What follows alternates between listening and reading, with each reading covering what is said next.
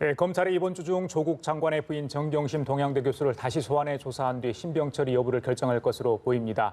웅동학원 채용비리 등의 혐의로 구속영장이 청구된 조 장관의 동생은 디스크 수술을 이유로 구속심사를 연기해달라고 법원에 요청했습니다. 네, 한편 연쇄살인 사건 용의자 이춘재가 8차 사건까지 자신의 소행이라고 자백한 가운데 사건의 범인으로 검거돼 20년을 복역한 윤모 씨가 당시 재판에서 고문을 당해 허위 자백을 했다고 주장한 사실이 확인돼 논란이 되고 있습니다. 이 관련 내용들 김성환 시사평론가, 양지열 변호사 두 분과 짚어보겠습니다. 예, 어서 오세요. 안녕하세요. 먼저 정경심 교수 소환 관련 얘기 좀 하겠습니다. 이미 앞서 두 차례 소환이 됐고요. 검찰 쪽에서는 들리는 이야기면 한 번 더 불러야 된다는 게 뭐 대충 나오는 이야기인 것 같습니다. 한 차례 부를지 아니면 또 한 차례 또 추가를 할지 일반 형사사건과 관련했을 때 세 차례 이상을 부른다는 건 어떤 의미가 있다고 보시는지요? 일단 지금은 무엇보다 정경심 교수의 건강 상태 때문에 검찰에서 집중적으로 수사하기가 어려웠던 것으로 보입니다. 그리고 이제 정 교수에 대해서 검찰이 가지고 있는 의혹이라고 할까요? 이런 부분들이 상당히 많이 있는 편이기 때문에 조사해야 될 내용은 많은 반면에 또 이렇게 조사를 받을 수 있는 상황이 아니라는 것 때문에 두 차례, 세 차례 거듭 반복되고 있는 것 같고 예. 사실 이제 조사의 내용도 어떻게 보면 들여다볼 필요가 있어요. 그걸 알 수가 없기 때문에 제가 단정적으로 말씀을 드릴 수가 없긴 하지만 예. 검찰이 그냥 정 교수에게 뭔가 얘기를 해보라라고 기다리는 건 아니잖아요. 그렇죠. 상당히 복잡한 특히 이제 지금 객관적인 어떤 증거도 있겠지만 그것보다는 이제 진술에 기초해서 다른 사람들은 이러저러한 얘기를 하고 있는데 어떻게 이 부분에 대해서 해명을 할 것이냐라든지 어떻게 생각하느냐 이런 부분 어떤 사실관계가 있어요. 이렇게 물어볼 경우에는 그 물어보는 것에 관한 대답도 필요하지만 실제 그거를 얘기로 듣고 그냥 대답을 하는 것과 자기가 이제 그걸 이제 검찰이 준비한 내용들을 조서를 읽으면서 확인했었을 때 또 달라지는 부분들이 있을 수밖에 없거든요. 그렇기 때문에 기본적으로 시간이 오래 걸리는 조사에 겹쳐서 정 교수의 말씀드리지만 건강 상태까지 문제가 있는 바람에 소환 조사가 여러 번 있을 수밖에 없는 상황이 이어지고 있는 거죠. 예. 검찰이 어제 세 번째 개혁안을 내놨습니다. 네. 일단 심야 시간 조사 폐지하겠다. 9시 이후에는 심야 조사하지 않겠다라는 건데 검찰 수사 방식에도 일정 부분 영향을 줄 수밖에 없는 개혁안이에요. 어떻게 평가하시겠습니까? 그러니까 일단 말씀하신 것처럼 수사 관행에는 좀 바뀌는 측면이 있지 않을까 싶습니다. 뭐 밤샘 조사도 이전에도 피의자가 동의하지 않을 경우에는 밤샘 조사 안 했었거든요. 그러니까 저는 그래서 기본적으로 이걸 개혁안이라고 볼 수 있느냐는 것에 대해서 좀 회의적인 시각을 갖고 있습니다. 그러니까 이 정도 개혁안을 개혁안이라고 얘기한다면 앞으로 검찰은 한 100개 정도 더 개혁안을 내놔도 모자람이 없을 거라고 생각하는데요. 그러니까 가장 본질적인 개혁안이라고 한다면 검찰 스스로가 가지고 있는 권력을 얼마나 내려놓을 것인가, 권한을 내려놓을 것인가 이 부분이거든요. 물론 이제 국회에서 패스트트랙에 태워져 있고 이런 부분에 대해서 그동안에 우리가 많이 지적했던 것처럼 기소독점권과 관련돼 있는 부분, 수사지휘권, 영장 청구권 등등에서 전 세계 어디에도 어느 검찰도 가지고 있지 못한 막강한 권한을 갖고 있단 말이죠. 그러니까 그런 권한을 내려놓음으로 인해서 자연스럽게 권력기관이 상대적으로 힘의 균형과 견제가 이루어질 수 있도록 만드는 게 기본적으로 검찰 개혁안의 본질이거든요. 예. 근데 지금 검찰이 내놓는 개혁안 내용들을 보면은 수사 관행에 관한 부분이에요. 그러니까 저는 좀 그래서 문재인 정부에 좀 아쉬운 점이 있는 게 차라리 그걸 이 정도 개혁안을 개혁안이라고 할 것 같으면 그냥 문무일 검찰총장 시절에 충분히 해도 되는 거 아니었나? 근데 이걸 개혁안이라고 지금 내놓는 게 맞는 건가? 이런 생각도 좀 듭니다. 예. 그러니까 너무 뒤늦은 개혁안을 내놓고 난 다음에 이게 마침 또 정경심 교수 소환 문제하고 같이 이렇게 맞물려 있잖아요. 예. 어쩌면은 지난번 개혁안 첫 번째 개혁안 내놨을 때 이렇게 수사 관행들 동시에 그냥 같이 폐지하겠습니다. 이렇게 발표해도 괜찮았을 개혁안, 충분히 검찰 수뇌부 입장에서 머릿속으로 상상할 수 있는 검찰 개혁안인데도 불구하고 이렇게 쪼개기식으로 개혁안을 내놓는 것도 또한 정경심 교수의 소환과 뭔가 미묘하게 맞아떨어지는 느낌이 있어서 이게 이렇게 분리해서 개혁안을 내놓는 것도 저는 좀 이해가 개인적으로 잘 안 됩니다. 예. 이렇게 내놓고 난 다음에 보니까 이거 정경심 교수를 위해서 내놓는 개혁안이다. 이렇게 오해를 지금 사고 있잖아요. 그러니까 그런 면에서 저는 그렇게 썩 바람직한 모습이라고 생각하지는 않습니다. 물론 그렇게 했었어야 하는 방향은 맞지만. 내려놓을 게 더 많다 이런 말씀이신 것 같고 양 변호사님 그 심야 조사 전면 아예 9시 이후는 조사를 안 하겠답니까? 어느 정도 일정 정도 허용해야 될 그런 상황들이 있을 경우는 허용한다는 얘기입니까? 어떻습니까? 9시 이후라도 동의를 거치면 할 수 있다라는 얘기고요. 사실 그래서 이 부분은 크게 개혁이라고 저는 보기는 어려워 보여요. 왜냐하면 말씀 잠깐 하신 것처럼 검찰 개혁의 요체는 검찰이 가지고 있는 지나치게 집중되는 힘을 어떻게 빼놓느냐의 문제지 지금 수사 시간을 늘리냐 마느냐 이거는 사실 의미가 없고 지금도 자정 넘어서 조사하는 부분은 동의를 거쳐야 하고 있거든요. 근데 그 동의를 하는 이유가 왜 그러냐면 야간 조사가 사실 직장에 다니는 사람이 만약에 어떤 피의 사실로 조사를 받고 있다고 한다면 검찰 조사를 시작할 수 있는 시간 자체가 7시, 8시인 겁니다. 그러다 보니까 예. 시간이 넘어가는 경우가 발생할 수밖에 없고 본인도 그러면 2번, 3번 오는 것보다는 한 번 오는 게 낫다라고 해서 그렇죠. 동의를 해주는 거거든요. 그러면 이게 정말로 그나마 관행적인 측면이라도 막을 거면 9시 이후는 동의를 하되 1시, 12시, 1시 이후에는 아예 안 하겠다. 이렇게 하면 의미가 어느 정도 있지. 그럼 9시 이후에 조사 동의를 한 다음에 밤샘 조사하면 똑같아지는 거예요. 그래서 이 부분에 관해서는 사실 좀 본질적인 부분과는 거리가 있다라고 생각을 합니다. 근데 법무부 개혁위에서 당시에 내놓았던 것은 11시 이후에 뭐 심야 조사 폐지 이런 부분을 언급했었는데 자체적으로 내놓은 것이 또 9시 이후다. 그러니까 시간을 더 당겨서 먼저 이렇게 내놓은 것들 이런 것들도 또 뭔가 좀 의미가 또 있을 것 같은데요. 글쎄요, 좀 더 개혁안처럼 보이게 하고 싶었던 욕심이 있었던 거 아닌가 이런 생각도 좀 드는데요. 그러니까 심야라고 하는 기준 자체가 보통 이제 우리가 생각할 때는 한 11시쯤 뭐 이렇게 생각하는 게 통상적인 어떤 시간에 대한 관념이거든요. 그러니까 검찰은 그거보다 좀 더 인권적인 어떤 조사를 하겠다라고 하는 의지를 좀 갖고서 얘기한 거 아닌가 싶고요. 뭐 조서열람 시간은 거기서 또 빠진다고 하니까 예. 조서열람 한 대여섯 시간 하면 또 새벽에 조사 끝나고 가는 끝나니까요. 경우도 앞으로 볼 가능성은 있습니다.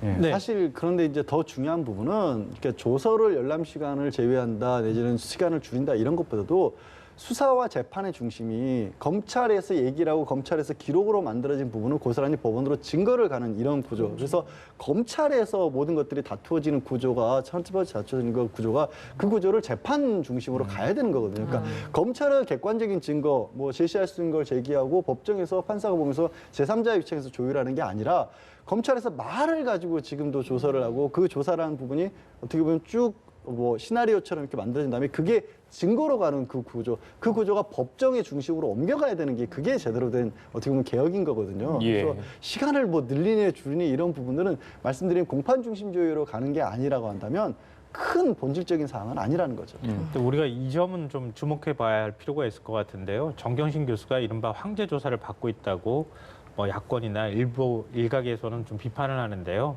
저는 좀 시각을 뒤집어서 생각해 봤으면 좋겠어요. 그러니까 정경심 교수를 우리가 일반적인 개념으로 공인이라고 볼 수 있는가? 장관의 부인은 공인인가? 이런 개념으로 볼 때 공인은 아닙니다. 과거의 분류법에 따르면은 그렇게 따지면은 국회의원 부인도 다 공인이 되겠죠.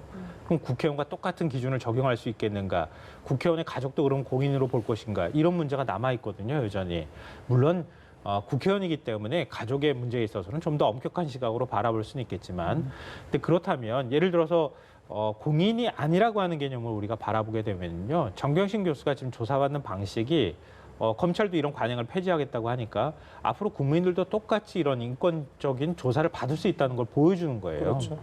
그러니까 그동안에 검찰이 무서워서 벌벌 떨면서 검찰이 부르면 무조건 가야 하고 검찰이 조사하겠다고 하면은 어떤 시간에도 다 조사를 받아야 하는 이런 개념이 있었단 말이에요. 그만큼 검찰은 무서운 기관이었습니다. 예. 근데 그게 아니었던 거죠. 원래 그렇게 하면 안 되는 거였는데 그렇게 하지 못했던 게 국민들의 인식이었다면 앞으로 누구든 이런 방식의 조사를 받을 수 있다는 것을 보여주는 것이다. 이렇게 좀 우리가 이해하면 어떨까 싶어요. 알겠습니다. 인권 침해 요소를 좀 없애보려는 검찰의 노력, 뭐 그렇게도 평가할 수 있겠다는 생각이 좀 드는데요. 아까 양 변호사께서 소환 횟수도 좀 중요하지만 그 조사가 어떻게 내용이 뭐냐 이거 중요하다 하셨지 않습니까? 진술 쪽 특히 이제 그 증권회사 직원에 대한 진술 내용이 많이 이제 언론에 알려지면서 그 진술의 신빙성이 과연 정경심 교수의 어떤 신병 처리랄지 이런 거에 어떻게 영향을 미칠지 그 부분 또 반대쪽 변호인 측은 그 부분 관련해서 검찰의 어떤 공세를 어떻게 방어낼지 지금 상황 어떻게 좀 보고 계세요? 그 증권사 직원, 그러니까 개인 투자 뭐 PB라고 부르죠.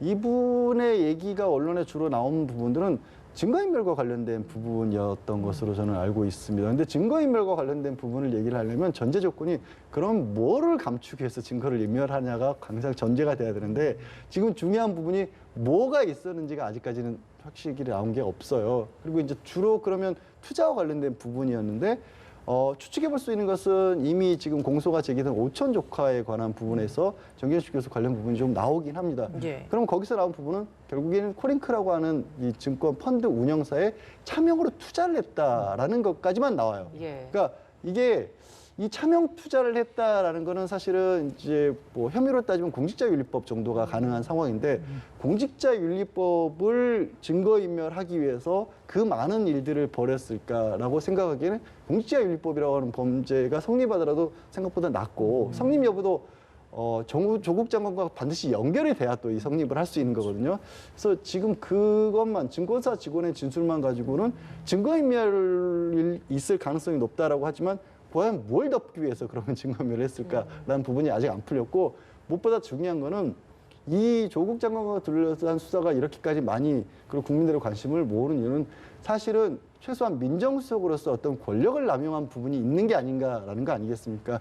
설령 정경심 교수가 차명 투자를 했더라도 차명 투자한 이후에 부당한 일들이 불법적인 일들이 없다라고 한다면 이게 조금은 좀 뭐랄까 좀 과도하게 포장된 측면이 있는 거거든요. 그래서 그 부분이 아직은 알 수가 없어요. 그러니까 지금은 지금 오천 조카에 대한 공소장만 공개가 됐기 때문에 과연 검찰이 정경심 교사에 대해서 뭐 어떤 의혹을 가지고 있길래 이렇게까지 수사를 했는지가 차후에 밝혀져야죠. 예. 어제 법사위에서 서울중앙지검 국감이 있었는데 이 자리에서 주광덕 의원이 서울대 인권법센터 인턴 의혹과 관련해서 조국 장관 측에서 정경심 교수 측에서 내놓은 그 영상 자료를 보면서 해당 딸이라고 지목을 했던 그 인물이 실제 딸이 맞는지에 대해서 좀 정확하게 확인을 해달라라고 검찰 측에 좀 요구를 했습니다. 만약에 이렇게 요구를 하게 된다면 이걸 확인하는 것들은 좀 어떻게 또 이루어지는 건가요? 글쎄요, 그거를 뭐 그 야당에서는 이제 과학수사 기법을 통해서 이제 확인을 해달라고 했는데. 예. 그 법적으로 따지면 엄밀하게 이것도 큰 의미가 있는 건 아니에요. 사실 뭐 인턴을 정확히 했느냐, 아니면 뭐 집에서 일부만 하고 하루만 세미나를 참가했느냐 이런 부분들이 과연 뭐 얼마나 있을까, 뭐 도덕적인 어떤 그 가지고 얘기를 나눌 수는 있겠지만 결국 중요한 건 법률적으로 따져봤을 때는 그때 당시에 그러면은 인권법센터에서 인턴십을 하고 증명서를 내줬는데 그 인턴십 증명서라고 하는 것이 제대로 된 것이냐 아닌가를 따지는 거 아니겠습니까? 근데 이게 위조로 가게 되면 위조가 되는 건 내용이 중요한 게 아니라 그 인턴십 증명서를 내줄 권한이 있는 사람이 내줬느냐 안 내줬느냐가 더 중요한 거예요. 그러니까 이거 앞서서 말씀드린 인턴십 과정을 얼마나 제대로 했느냐라는 부분은 그래서 학생이 인턴을 한 부분을 가지고 정치권에서까지 이렇게 다툴 만한 가치가 있는지 저는 사실 좀 고개가 좀 갸웃거리긴 합니다만 사실 법적으로는 크게 중요한 부분이 아니에요. 그러니까 정말로 인턴십을 증명서라는 것을 내줄 수 있는 권한을 가진 사람이 내줬느냐 그게 아니라 그냥 권한이 없는 사람이 내줬거나 아니면 그거 자체를 아예 만들어냈느냐 이게 중요한 거죠 법적으로는. 예. 김평론 어떻게 보세요? 이 영상이야 뭐 다 보면 이게 맞는지 다른지 틀린지 금방 알 수 있는 거 아닙니까? 네. 그러니까 국감장에서 과연 이런 영상 틀어서 이게 그 장관 딸이 맞는지 안 맞는지 그걸 질문하는 자리가 국감장인지 전 좀 의문입니다. 그러니까 지금 방금 전에도 말씀하셨던 것처럼 지금 이문정 부장검사도 그런 얘기 했잖아요. 자소서 한 줄 한 줄에 대해서 압수수색을 하고 있다. 이게 과연 맞는 거냐 이런 얘기를 하는데요. 저는 조국 장관 딸과 관련돼 있는 의혹에서 공정함의 문제로 접근할 때 또 언행 불일치라고 하는 관점에서 접근할 때는 충분히 비판받은 소지가 있을 수 있다고 저는 충분히 그런 부분에 대해서는 공감을 합니다. 다만 이게 위법이냐 아니냐 이 부분으로 들어가고 이게 얼마나 큰 중죄에 해당하느냐 아니냐 그리고 국회의원이 정말 국감장에서 이런 게 맞냐 틀리냐고 얘기할 정도의 사안이냐 아니냐는 것으로 갈 경우에는 저는 개인적으로는 좀 동의가 잘 안 됩니다. 그러니까 과연 그런 식으로 따지게 되면은 그러면은 국회의원 자녀들 자소서 문제 다 끄집어내가지고 물어보기 시작하면은 정치가 어떻게 되겠습니까? 그러니까 이게 과연 맞는 건지에 대한 의문을 좀 갖고 있고요. 또 하나는 지금 국회의원은 끊임없이 의혹 제기를 합니다. 그리고 정경심 교수 측이 그때 학술대회에 참여했다고 하는 그 딸의 모습이라고 해서 공개했던 내용도 그것도 다 거짓이라고 합니다. 그러면은 정경심 교수나 딸이 주장하는 거는 뭐가 그럼 맞는 겁니까? 그러니까 방어권이 전혀 없는 거예요. 그러니까 한쪽에서 주장하는 건 다 거짓말이고 우리가 주장하는 거는 의혹인데도 불구하고 다 사실이고 그래서 가족 사기단의 수괴라고 장관을 지칭하는 이런 일이 벌어지는 게 이게 과연 합리적이고 이성적인 비판이냐 이런 부분에 대해서는 전 좀 의문을 갖고 있습니다. 알겠습니다. 자, 양 변호사님, 오늘이 10월 8일이잖아요. 그렇죠? 지난 9월 9일 날 조 장관이 취임하지 않았습니까? 예. 거의 한 달 딱 된 것 같아요.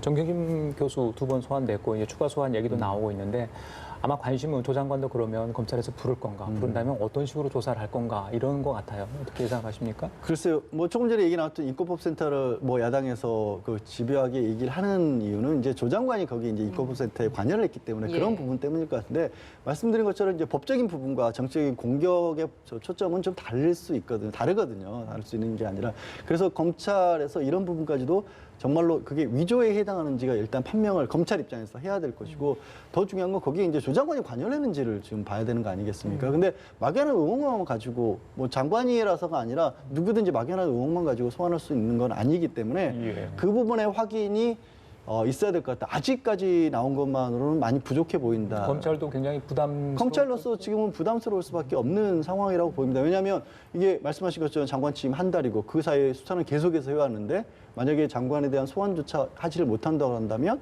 과연 이게 수사가 제대로 된 거냐 근본적인 질문을 할 수밖에 없는 건데 예. 뚜렷한 관련성이 뭐 아직까지는 지금 나온 게 없기 때문에 그래서 계속 뭐 증거 인멸이라든가 조 장관도 정경심 교수와 통화를 했다거나 이런 얘기들이 나오는 이유가 사실은 그런 관련성을 찾고 있기 때문에 이런 얘기 나오는 것 같은데 얼마만큼의 관련성이 나올지는 아직까지는 수사 결과가 좀 미지수라는 거죠. 예. 예.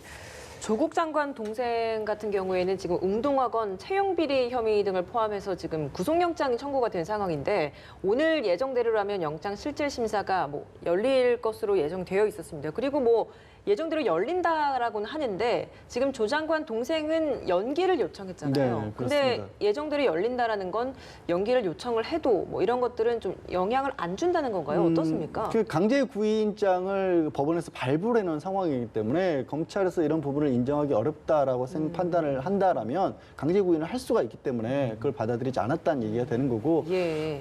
그런데 이거는 이제 조 장관 동생 같은 경우에는 이제 디스크 수술을 해야 될 필요성이 갑작스럽게 생겼다라는 예. 거고요. 예. 다른 것보다 디스크 같은 경우에는 비교적 객관적으로 명백하게 그게 입증이 되지 않습니까? 아마 소명을 그게 사실이 맞다라면 법원 측에 소명을 하겠죠. 그 자리에 출석을 해서 엑스레이 한 장만 보여줘 디스크는 정확하게 보이는 근데 거니까. 자료 제출은 또 안 했다라고 하니까. 그러니까 그런 부분은 이제 자료 제출을 검찰에는 안 하더라도 법원의 예. 영장실질 심사 과정에서 하겠죠. 그래서 그게 맞다라면 법원에서도 그거를 고려를 해서 뭐 영장을 미루거나 실질 심사를 미루거나 아니면 발부를 하겠죠.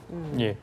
실질 심사 하루 앞두고 연기 요청을 했기 때문에 그 디스크 수술 관련해서 그 시점 관련해서 어떻게 좀 보세요? 근데 일반적인 상식 수준으로 볼 때 그 아주 급한 응급 상황은 아니잖아요. 그러니까 일부러 좀 시간을 연장하고 싶어서 저러는 거 아닌가라고 의심을 살 만한 게 충분한 행동이라고 생각하고요. 그러니까 디스크 수술이라고 하는 게 뭐 이게 어느 하루아침에 디스크 증상이 나타나서 수술을 해야 될 필요가 있는 것은 아니잖아요. 그러니까 같은 증상을 갖고 계시는 분들이 굉장히 많기 때문에 설득력이 좀 떨어지는 거 아닌가 싶고요. 그러니까 이런 부분에 있어서는 뭐 우리가 그런 박근혜 전 대통령이 외부에 나와서 수술받고 지금 병원에 입원해 있는 상황이지 않습니까? 그럴 때도 그걸 정치적으로 막 해석하는 사람들이 굉장히 많았지만 예. 실제 진단을 받아보고 난 다음에 수술할 필요가 있는지 없는지 그냥 의료진이 판단하면 되는 문제라고 생각합니다. 네. 알겠습니다. 자, 다른 얘기 좀 하겠습니다. 화성 연쇄 살인 사건 8차 사건으로 모방범죄라고 일단 이제 경찰도 그렇게 밝혔기 때문에 그 범인은 이제 검거돼서 20년 동안 복역을 하고 2009년도에 가석방을 풀려나지 않았습니까? 그런데 당시 재판 과정에서 고문을 당하면서 자백을 했다, 강요받았다 그런 재판의 그 어떤 기술이 나와 있고 그게 확인이 됐습니다. 예. 그 부분은 어떻게 좀 봐야 되는 겁니까? 아, 정말 이제 아직은 알 수 없죠. 아직은 뭐 8차 사건이 억울한 분이 누명을 쓰였다라고 판단할 수 있는 상황은 아닌데 뭐 결국 이제 질문하신 부분들이 이제 가정을 전제로 한 거기 때문에 만약에 그게 사실이라고 한다라면 근데 대법원까지 갔는데도 불구하고 무기징역이 유지가 됐고 대법원 결정의 이유는 항소심에서는 그렇게 얘기를 했지만 예. 경찰에서 수사를 받을 때 그리고 1심에서 재판 받을 때까지도 자신이 저질렀다고 자백하지 않았느냐라는 게 대법원에서 끝까지 유죄를 주장한 이유예요. 예. 그러니까 항소심에서 그렇게 주장을 한 거죠. 했는데도 예, 불구하고 예. 그래서 항소심에서는 생각해 볼 수 있는 게 그런 겁니다. 항소심 갔으면 이미 뭐 혹시라도 강압행위를 통해서 몸에 흔적이 남아있다고 해도 항소심 당시에는 다 없었을 시점 아니겠습니까? 그러면 지금 만약에 그게 사실이라면 저는 경찰의 강압 수사보다도 오히려 그거를 걸러내지 못한 검찰 그리고 당시에 법원의 책임이 훨씬 더 크다고 생각을 해요. 예. 왜냐하면 경찰에서도 그런 문제가 있었고 그 당시에 실제로 강압수사 과정에서 뭔가 이 스스로 극단적인 선택을 한다가 정말 안타까운 사고도 일어났었는데 그거를 일차적으로 인권보호 기관으로 나섰던 검찰에서도 전혀 걸러내지 못했다. 더더군다나 법원에서도 그걸 모른 채 그런 항변하는데도 불구하고 들어주지 않고 유죄로 만약에 확정을 지었다라고 한다면 뭐 지금으로서 생각할 수 없는 일이지만 당시에 검찰이나 법원도 이 부분에 큰 책임이 있다라고 오히려 봅니다. 당시에 이제 경찰이 이 윤모 씨를 범인으로 지목했던 가장 큰 이유 중에 하나가 채모에서 방사성 동위원소 감정 결과를 통해서 뭐 밝혀낸 것이다라고 했어요. 그래서 당시에 이게 첫 사용되면서 과학 수사 기법이 적용된 것이다라고 또 굉장히 또 많이 또 언급을 했었거든요. 근데 이게 왜 지금 문제가 되는 건지 어떤 뭐 기법에 문제가 있는 겁니까? 그러니까 뭐냐면 그때 당시로서는 예. 30년 전이니까 그때 당시로는 과학적인 기법이에요. 그런데 어떤 거냐면 사람이 그 뭐 비슷한 식구들이 같은 음식을 먹고 다 그렇지 않습니까? 그러면 그 식구의 몸을 검사를 하면 비슷한 성분들이 나올 수밖에 없지 않습니까? 제가 예를 드는 겁니다. 예. 그런 식으로 범인의 채모에서 나온 어떤 티타늄이라는 원소와 그다음에 이 용의자로 지목된 사람의 몸에서 나온 게 비슷하다라는 겁니다.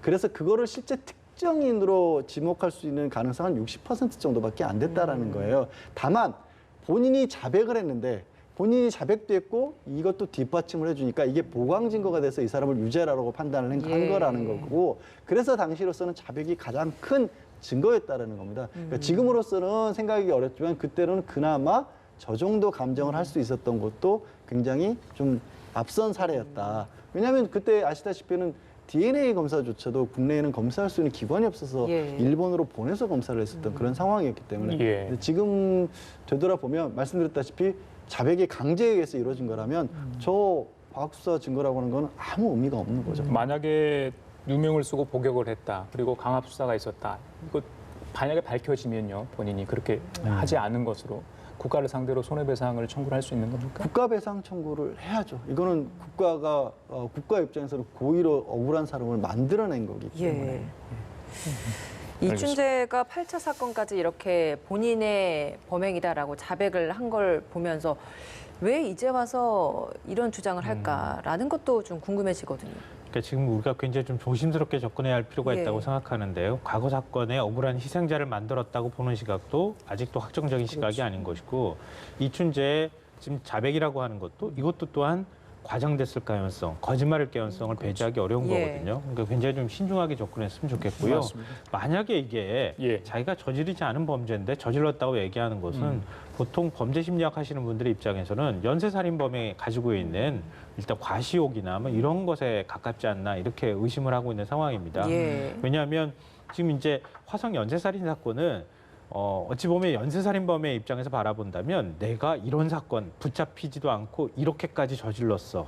그러니까 아무도 나는 찾지를 못했어. 라고 하는 생각들을 가질 수 있단 말이에요. 예. 그렇기 때문에 8차 사건이 그러니까 오개티 같은 느낌으로 자신은 받아들일 수 있다는 거죠. 그러니까 그 사건 전체는 내가 한 것이야 라고 얘기할 가능성도 배제하기 어렵다는 것이죠. 그렇기 때문에 지금 이춘재의 말을 100% 우리가 다 믿기는 굉장히 좀 어렵고요. 예. 다만 이제 그 100명의 뭐 다른 한 명의 이제 도둑은 잡는다 하더라도 억울한 희생자를 뭐 만들지는 말아야 된다 뭐 이런 얘기들이 있는 것처럼 만약에 지금 그 윤모 씨라고 하는 8차 사건 범인으로 지목이 됐고 결국은 20년 정도 수감 생활을 했던 사람이 중간에 나는 억울합니다. 난 내가 범인이 아닙니다라고 주장을 했음에도 불구하고 그 얘기를 귀담아 들어주지 않았다고 하면 이 시점에서 진범이 지금 잡혔다고 보는 시각이잖아요. 경찰 입장에서는. 왜냐하면은 DNA 증거를 부인하기 굉장히 어렵기 때문에 4차례 사건에는 이미 DNA가 나온 상황이고요. 그러니까 그렇다면 그때 그 사람의 얘기를 들어주지 못했다는 것만으로도 그 사실 자체만으로도 좀 당시 수사 기록을 다시 전면 재검토할 필요가 있다고 하는 것이고요. 과거에 우리가 검찰 과거사위원회에서도 많이 봤던 것처럼 이런 그 수사기관이 자기의 잘못을 인정하기는 대단히 어렵습니다. 이거는 자기의 잘못을 인정하는 순간 과거의 잘못을 끄집어내서 그 잘못에 대해서 다시 한번 반성을 해야 된다는 뜻이기 때문에 예. 그러니까 어떤 수사기관이 가지고 있는 권력의 속성상 좀 쉽지가 않거든요.